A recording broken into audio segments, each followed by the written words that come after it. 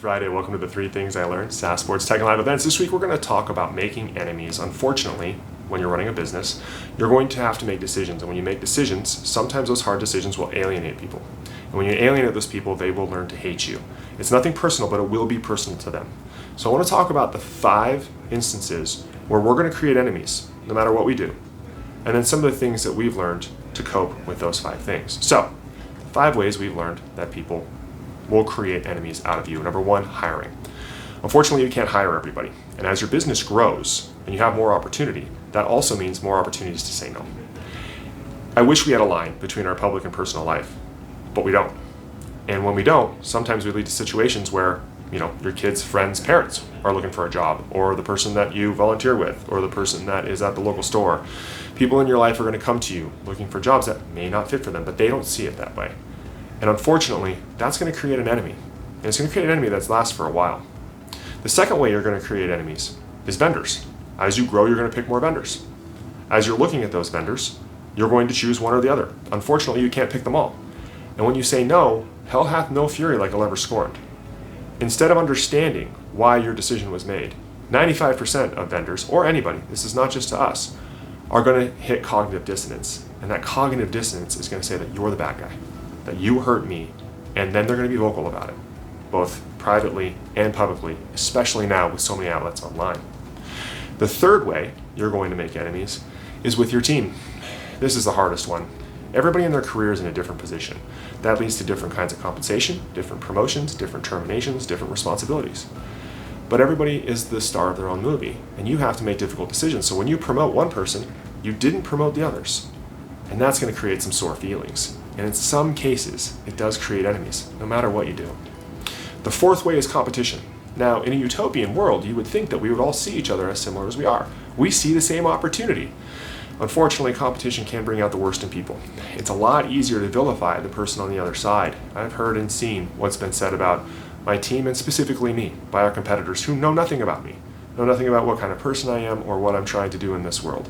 But it's a lot easier to do that because it justifies what they're deciding to do to try to win business. As you gain more prominence and you have more success, this gets ratcheted way, way up. Even people who were once friends will say some pretty awful things and do some pretty awful things to you. And finally, 5, the bonus one, depending on what industry you're in, free stuff. So I work in live events, which means that everybody wants to ask me for free stuff. For family, we can do that, but sometimes it's people we haven't seen for a while, and you'd think that it would be reasonable to say no. Like, hey, look, I can't give every single person that asks me for free tickets. This is our business. But that's not how the world sees it. Unfortunately, when you do that, especially in the community, you're going to run into circumstances where people are angry, and they're going to say things about you that are going to impact you. So those are the 5 ways that regardless of what you do, as you find success, you're going to create enemies. Because again, we're looking to be loved, not liked.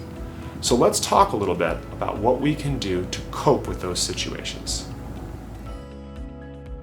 So what can we do about it? Well, number 1, we can communicate very clearly with our loved ones that this is a fact of life and there's nothing we can do about it. We can do what we can to try to lower the burden on our families. But these things are going to come into our lives. Let me give you an example.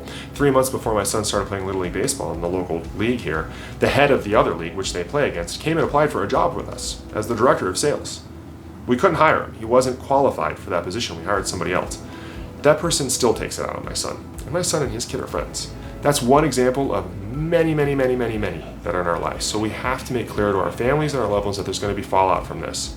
And when those conversations come up and you hear, hey, that person doesn't like you, you can credibly say, here's why that person probably doesn't like me. Number 2, don't try to fix it. Number 1, it sounds like, well, why don't you just go around and explain to everybody what happens? Guys, if you're choosing this many vendors, if you're running a business, if you're choosing this many hires, if you're choosing this much staff, if you're making all these decisions, you do not have time to try to fix all of it. Unfortunately, this is a fact of life. 3, set guidelines and make them very well known. We don't hire family. We don't hire people in our local community that are part of our personal lives. I know that doesn't sound fair, and that creates enemies, even when I say that to some people. But once you have that, we don't give free tickets to anybody outside of my family. My wife knows that better than anybody, and she says it stronger than everybody. Even I'm the one who wants to break that rule often and go, maybe this time, and she says no. 4, find people who have done this before and talk to them about it. Because sometimes we get optimistic, like, maybe they'll get over it, and they'll tell you no, they won't. But that's not what you're trying to do here. leader. You're trying to change the world for the better. Here's what's going to happen when you do it. There's going to be some fallout. Remember, leadership is taking people somewhere else. Some people don't want to go somewhere else. And then finally, appreciate the ones who are great along the way. Yes, we've talked about a lot of people who want something from you. They're going to ask you, and if they don't get it, they're going to be angry about it, and they're going to stick it to you. But there are some, 1 in 10, that aren't that way. They're actually looking out for you. They're actually looking out for each other, and we can be those people. We can be the ones who can stop and understand if we're falling into the trap of the first 5 things.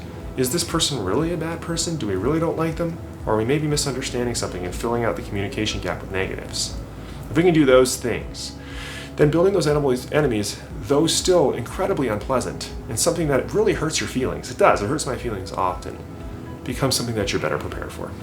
Sorry for the long one this week. That's it for this week's 3 things. We'll see you all next week.